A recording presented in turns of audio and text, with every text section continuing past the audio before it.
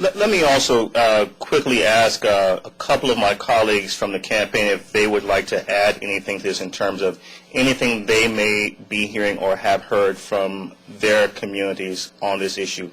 Either one of you. If not, then we'll move on. Sherry, Lillian, or David, either one of you? No? Okay.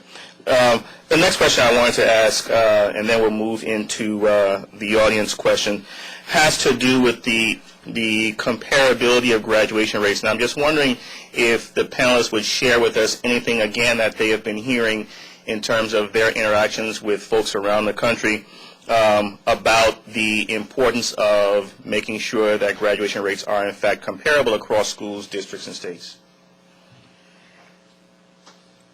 Well, as I said earlier, I mean, the availability of that data in North Carolina that is at least comparable within our state from school to school is changing the conversation in North Carolina. It's happening more slowly than many of us would like, but the data is slowly getting out into the public's attention.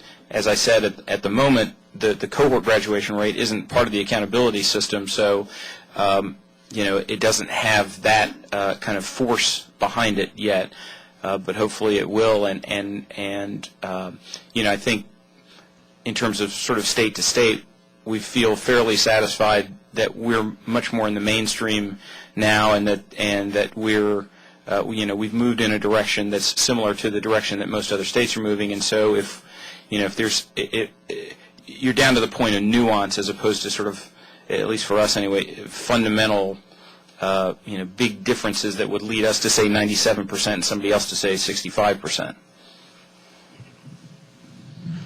For the commission, Michael, that was a huge issue. I mean, one of the things we concluded is a great strength of NCLB was that we began to talk about things that were real. We began to talk about real data, and we began to look at real things. With the confusion about what graduations mean or what they don't, that's a huge problem, and it makes the conversation funny. We applaud what North Carolina is doing to make that conversation real. The commission would argue that we have a similar conversation that we need to have on standards. And make that conversation real. As Governor Barnes likes to say, truth in advertising. If we want to engage parents and engage the public in improving education, we need to tell them the truth about what's going on. So it's a very big issue from our perspective. Just very briefly, hopefully. We haven't heard a lot on the issue of comparability, and part of the reason why is there are other issues that are easier to grasp under NCLB, but I think it speaks to the issue of having, when we look at devising NCLB 2 or whatever we want to call it, the next phase, it's very important to look at obviously graduation accountability, but also having a system of accountability that is understandable, that is as simple as possible, simple as being hopefully understood by the public, because that's one of the key elements of standards-based reform, that the community at large, parents and the public will understand better what's happening in their local school, but also can compare between schools and between states, and that's where accountability starts to happen.